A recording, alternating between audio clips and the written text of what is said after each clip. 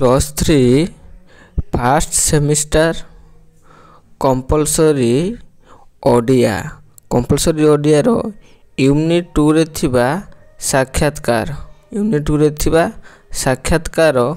Selected long question discuss करबा जाके आपनकर फास्ट सेमिस्टर रे हेल्प करिवो। वीडियो को स्किप न करी शेष पर्यंत देखंतु एवं प्रथम जदि चैनल को विजिट करछुंती तबे लाइक शेयर एवं सब्सक्राइब करंतु जा फल मुझे वीडियो अपलोड करिवे आपण प्रथम नोटिफिकेशन पाई परिबे।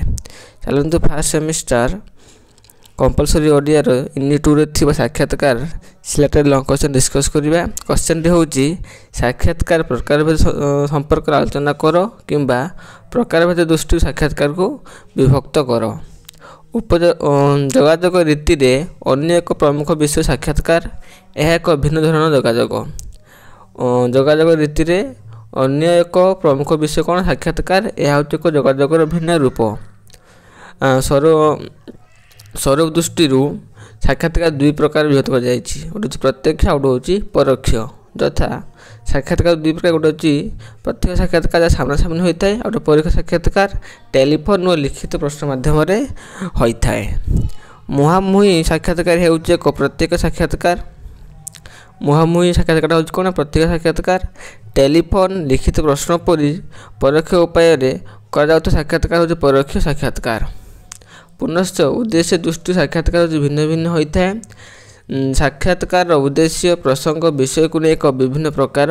साक्षात्कार को मुख्यतः जो सब विषय दृष्टि व्याकरण करा जाए ता निम्न रे करागला कौ सब क्षेत्र में साक्षात्कार करथाउ। प्रथम होची विशेषज्ञ साक्षात्कार आम करथाउ, वृत्तिभित्तिक साक्षात्कार, जरूरी साक्षात्कार, सचेतनमूलक साक्षात्कार, सारस्वत साक्षात्कार, अन्यान्य विशेषज्ञ साक्षात्कार। प्रथम कौन आसुचे आम विशेषज्ञ साक्षात्कार। ए विशेषज्ञ साक्षात्कार हम केमती नहीं था से बाबद डिस्क्राइब करवा ना। विशेषज्ञ साक्षात्कार ग्रहण करने पूर्व सहित समय निर्धारण कर जहाँ आशा कर अनेक पूर्व जन दि जाए से देथिबा समय अनुसार निकट उपस्थित हो उपयुक्त सम्मान ज्ञापन करा जाए। अनेक समय किसी उपहार देवाक होता है। सुहाइबा पर उपयुक्त स्थान रेकर्डिंग स्टूडियो रे अति शिष्ट भाव में गोटे पर गोटे प्रश्न पचार जाए। मानसिक जपरी क्षुण्ण न हुए से प्रति सजग रखा पड़ी था। कौन प्रश्न सतोषजनक उत्तर न पाइले विचित्र न होई बरं पुणी थे उत्तर आदाय करने चेष्टा करा जाए। अनेक समय विशेषज्ञ इच्छा कले रेकर्ड कर वक्तव्य शुणाई दि जाई पारे। से चाहिए तन्मध्य केतेक अंश को खंडन बा मंडन कर समस्त उत्तर पाइले पर कृतज्ञता को धन्यवाद जनाई विदाय दि जाए। कौन यहाँ हूँ विशेषज्ञ साक्षात्कार। नेक्स्ट कौन आसूची ना वृत्तिभित्तिक कौन ना जॉब जे जहाँ वृत्ति अनुसार ताकू साक्षात्कार आम नबू ना। जीवन में विभिन्न वृत्ति अवलंबन करने पूर्व अनेक क्षेत्र में साक्षात्कार देवाक पड़ी था। यही धरण साक्षात्कार हेउची वृत्तिभित्तिक साक्षात्कार। यही धरण साक्षात्कार जीवन गतिभंगी निर्धारित होता है। तेणु जीवन और जीविका सहित संपृक्त थी एक प्रकार साक्षात्कार सावधान और सचेतना निहाती जरूरी। वृत्तिभित्तिक साक्षात्कार केतगुड़ी प्रसंग उपर गुरुत्व दि जाए जपरिक साक्षात्कार को जावा पूर्व शारीरिक और मानसिक उभय स्तर में प्रस्तुत होता भल। साक्षात्कार जावा बेले आंतः परिष्कार परिच्छिन्न और रुचिकर पोशाक परिधान करने आवश्यक। आउ कौन निजर समस्त तथ्य व व्यक्तिगत विवरण मध्य सजा कागज तो भल भाव प्रस्तुत कर निज सांगरे नेबा जरूरी। निज सामर्थ्य दुर्बलता को विचार कर साक्षात्कार सम्मुखीन होगा उचित। निजर वक्तव्य रखा बेले थंगभंग न हो सीधा सड़क निज मत रखी साक्षात्कर्ता प्रभावित करा जाई पारे। उत्तर देवा बेले प्रश्नकर्ता मुह को चाहे उत्तर देवा भल। यथा संभव सब प्रश्न उत्तर देवाई चेष्टा करने आवश्यक। प्रतिटी प्रश्न को मन दे शुणी भाविचिंती यथा संभव छोट उत्तर देवा उचित।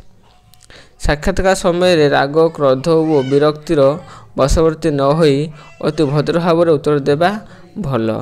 प्रश्नर भूल उत्तर देवा अपेक्षा उत्तर न दे एड़ाइबा भल।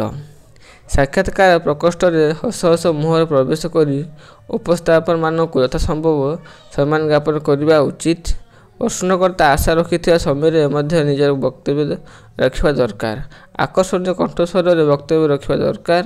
ନିଜର ଆଚରଣ ଓ ଉଚ୍ଚାରଣ କାହାକୁ ବିରକ୍ତ ନ କରି ବରଂ ସମସ୍ତଙ୍କୁ ପ୍ରଭାବିତ କରିବାକୁ ଚେଷ୍ଟା କରିବା ଜରୁରୀ। ଆଉ କ'ଣ, ସାକ୍ଷାତକାର କକ୍ଷ ତ୍ୟାଗ କରିବା ସମୟରେ ନିଜର ସମସ୍ତ କାଗଜାତ ଆଣି ପୁନର୍ବାର ସମସ୍ତଙ୍କଠାରୁ ଭଦ୍ର ଭାବରେ ବିଦାୟ ନିଆଯାଇପାରେ। ତାପରେ କ'ଣ, ଜରୁରୀ ସାକ୍ଷାତକାର। ଜରୁରୀ ସାକ୍ଷାତକାର ଭିଡ଼ିଓ ସ୍କିପ୍ କରନ୍ତୁ ନାହିଁ, ଶେଷ ପର୍ଯ୍ୟନ୍ତ ଦେଖନ୍ତୁ, ଯାହାଫଳରେ ଏସବୁ କ୍ୱେଶ୍ଚନ୍ ଆପଣଙ୍କର 15 ମାର୍କର କ୍ୱେଶ୍ଚନ୍। 15 ମାର୍କ କ୍ୱେଶ୍ଚନ୍ ଆସିଥାଏ, ଲଙ୍ଗ୍ କ୍ୱେଶ୍ଚନ୍ 7ରୁ 8 ପେଜ୍ ଲେଖିବା ପାଇଁ ପଡ଼ିବ, ଯାହାଫଳରେ ଆପଣଙ୍କୁ ଭଲ ମାର୍କ ମିଳିଥାଏ। 7ରୁ 8 ପେଜ୍ ଲେଖିବା ପାଇଁ ପଡ଼ିଥାଏ। ଜରୁରୀ ସାକ୍ଷାତକାର କ'ଣ ନା, ଅନେକ ସମୟରେ କେତେକ ଜରୁରୀ ସମସ୍ୟା ଦେଖାଯାଏ। ଏହି ସମୟରେ କେତେଜଣ ବିଶେଷଜ୍ଞ ପରାମର୍ଶ ନିହାତି ଆବଶ୍ୟକ ହୋଇଥାଏ। ବନ୍ୟା, ବାତ୍ୟା, ପ୍ରାକୃତିକ ବିପର୍ଯ୍ୟୟ, ସଡ଼କ ଦୁର୍ଘଟଣା, ଡଙ୍ଗା ପ୍ରଭୃତି ମାନବକୃତ ସମସ୍ୟା ପ୍ରଭୃତି ଆକସ୍ମିକ ଭାବରେ ଘଟିଥାଏ। ଏଭଳି ସମସ୍ୟା ସନ୍ତୁଳିତ ଅବସ୍ଥାରେ ବିଶେଷଜ୍ଞ ସହିତ ସାକ୍ଷାତକାର କରାଯାଇଥାଏ। ଆଉ କ'ଣ, ତେଣୁ ଏପରି ପରିସ୍ଥିତିରେ ବିଶେଷଜ୍ଞଙ୍କୁ କୌଣସି ପ୍ରକାର ଅନୁରୋଧ କରି ସେମାନଙ୍କ ସହିତ ସାକ୍ଷାତକାର ପରାମର୍ଶ ଗ୍ରହଣ କରିବା ପ୍ରସାର କରାଯାଇଥାଏ। ଫଳରେ ବ୍ୟକ୍ତିବ୍ୟସ୍ତ ଭ୍ରାନ୍ତ ଜନସାଧାରଣ ଏହାଦ୍ୱାରା ବିଶେଷ ଭାବରେ ଉପକୃତ ହୋଇଥାନ୍ତି ଓ ପ୍ରଶାସନ ମଧ୍ୟ ଉପଯୁକ୍ତ ମାର୍ଗଦର୍ଶନ ପ୍ରାପ୍ତ ହୁଅନ୍ତି। କେତେକ ସ୍ଥାନରେ କି ଚମତ୍କାର ଅଥବା ଆଲୋକିକ କାର୍ଯ୍ୟ ସମ୍ପର୍କରେ ଆକସ୍ମିକ ଭାବରେ ଗୁଜବମାନ ପ୍ରଭାବିତ ହୋଇ ତତ୍କ୍ଷଣାତ୍ ବ୍ୟାପି ଯାଇଥାଏ। କୌଣସି ଯଦି ଜରୁରୀକାଳୀନ ବାତ୍ୟା ବନ୍ୟା ଆସୁଛି, ତାହେଲେ କ'ଣ କରନ୍ତି, ବିଶେଷଜ୍ଞମାନେ ଆସି କୁହନ୍ତି ଯେ କେଉଁ ମାତ୍ରାରେ ହେବ, କେତେ ଜୋର ପ୍ରଭାବ ପକାଇବ, କେଉଁ ଜାଗାରେ ପକାଇବ। ତା ଫଳରେ କ'ଣ ହୁଏ ନା, ଲୋକମାନେ ସଚେତନ ହୋଇପାରିଥାନ୍ତି ଏବଂ ନିଜକୁ ସମ୍ଭାଳିଥାନ୍ତି। ଏଥିପ୍ରତି ତାଙ୍କ ଭିତରେ କୌତୂହଳ, ଆଗ୍ରହ ଓ ଉଦ୍ଦୀପନା ବୃଦ୍ଧି ପାଇଥାଏ। ସେହି ସ୍ଥାନକୁ ଲୋକମାନଙ୍କର ସୁଅ ଛୁଟ ମାତ୍ର ପ୍ରକୃତ ଘଟଣା ସମ୍ପର୍କରେ ଉପଯୁକ୍ତ ଧାରଣା ଦେବା ପାଇଁ ଘଟଣାସ୍ଥଳ ବା ଘଟଣା ସହିତ ସମ୍ପୃକ୍ତ ଲୋକମାନଙ୍କର ଉପଯୁକ୍ତ ସାକ୍ଷାତକାର ଜରୁରୀ ପଡ଼ିଥାଏ। ଆଉ କ'ଣ, ବିଶେଷ ସାକ୍ଷାତକାର। ବିଶେଷ ସାକ୍ଷାତକାର କେତେକ କ୍ଷେତ୍ରରେ ବିଭିନ୍ନ ଖବରକାଗଜ, ପତ୍ରପତ୍ରିକା ଅନେକ ଧରଣର ଅସାଧାରଣ ସାକ୍ଷାତକାର ପ୍ରସାର କରନ୍ତି। ଅନେକ ସ୍ଥଳରେ ସମାଜର ଦୃଷ୍ଟି ଅଡୁଆଳରେ ରହିଯାଇଥିବା କେତେକ ଅସାଧାରଣ ଘଟଣା, ଏପରି ଘଟଣା ଘଟିଥିବା ସ୍ଥାନ, ଘଟଣା ଘଟାଯାଉଥିବା ବ୍ୟକ୍ତିବିଶେଷଙ୍କୁ ଜନାଲୋଚନାକୁ ଆଣିବା ପାଇଁ ଏକ ଧରଣର ସାକ୍ଷାତକାର ଗ୍ରହଣ କରାଯାଇଥାଏ। ବେଳେବେଳେ ମାଓବାଦୀ, ସନ୍ତ୍ରାସବାଦୀମାନଙ୍କଠାରୁ ସାକ୍ଷାତକାର ଅଣାଯାଇ ପ୍ରକାଶ କରାଯାଏ। ଏଣୁ ଏଥିପାଇଁ ବିପଦସଂକୁଳ ସ୍ଥାନକୁ ଯିବା ସାକ୍ଷାତକାର ନିଆଯାଇଥାଏ। ବନ୍ୟାକ୍ଳିଷ୍ଟ ସ୍ଥାନ ଭଳି ବିପଦପୂର୍ଣ୍ଣ କ୍ଷେତ୍ରରେ ସାକ୍ଷାତକାର ମଧ୍ୟ ଶ୍ରେଣୀରେ ଅସାଧାରଣ ସାକ୍ଷାତକାର। ବେଳେବେଳେ କେତେକ ଅତି ପ୍ରଚାଳିତ ଗୁଜବ, ଅତି ଅବିଶ୍ୱାସ ଘଟଣା ପ୍ରଭୃତି ଜନସାଧାରଣଙ୍କୁ ବିଶେଷ ଅବିଶ୍ୱାସରେ ଦୋଛକିରେ ଠିଆ କରାଯାଇଥାଏ। ଏପରି କ୍ଷେତ୍ରରେ ଉପଯୁକ୍ତ ଅନୁସନ୍ଧାନମୂଳକ ସାକ୍ଷାତକାରକୁ ମଧ୍ୟ ଅସାଧାରଣ ବା ବିଶେଷଜ୍ଞ ସାକ୍ଷାତକାର ଦୃଷ୍ଟାନ୍ତ ଭାବରେ ଗ୍ରହଣ କରାଯାଏ। ନେକ୍ସଟ କ'ଣ ଆସୁଛି, ସୌଜନ୍ୟମୂଳକ ସାକ୍ଷାତକାର। ସୌଜନ୍ୟମୂଳକ ସାକ୍ଷାତକାର ଆମର ସାମାଜିକ ଜୀବନରେ ଅନେକ ସମୟରେ ସୌଜନ୍ୟମୂଳକ ସାକ୍ଷାତକାର ଆବଶ୍ୟକତା ରହିଛି। କୌଣସି କର୍ମକ୍ଷେତ୍ରରେ କୌଣସି ପଦସ୍ଥ କର୍ମଚାରୀ ନୂତନ ଭାବରେ ଯୋଗଦେଲେ ତାକୁ ସୌଜନ୍ୟମୂଳକ ସାକ୍ଷାତକାର କହିଥାଉ। ଅଭିନନ୍ଦନ, ଶୁଭେଚ୍ଛା ପ୍ରଭୃତି ଜ୍ଞାପନ କରାଯାଏ। କେତେକ କ୍ଷେତ୍ରରେ ରାଜ୍ୟ, ଜାତୀୟ ବା ଆନ୍ତର୍ଜାତୀୟ ସ୍ତରରେ ଖ୍ୟାତି ଅର୍ଜନ କରିଥିବା ବିଭିନ୍ନ ପ୍ରତିଭା ବ୍ୟକ୍ତିଙ୍କୁ କେବଳ ଉତ୍ସାହିତ କରିବା ପାଇଁ କରାଯାଉଥିବା ସାକ୍ଷାତକାର।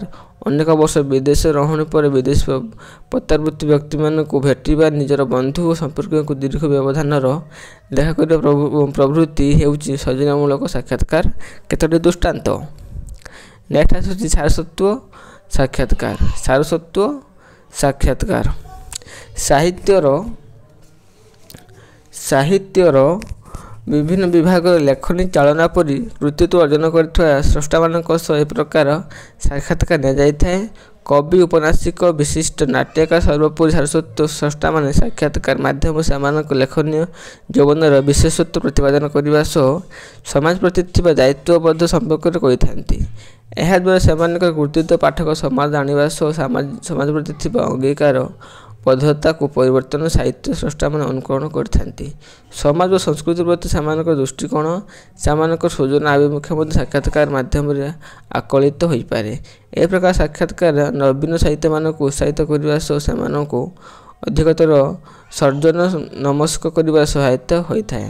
ଏହା ଥିଲା ଆପଣଙ୍କର यूनिट 2 साक्षात्कार सिलेक्टेड लंक से डिस्कस कर सारी मु पुणी थे कही रखुचु एपरी वीडियो पाइबापी चैनल को लाइक शेयर और सब्सक्राइब करूँ जहाँफल मुझे वीडियो अपलोड कर आप प्रथम नोटिफिकेशन पाइपर तेणु चैनल को सब्सक्राइब करूँ। धन्यवाद।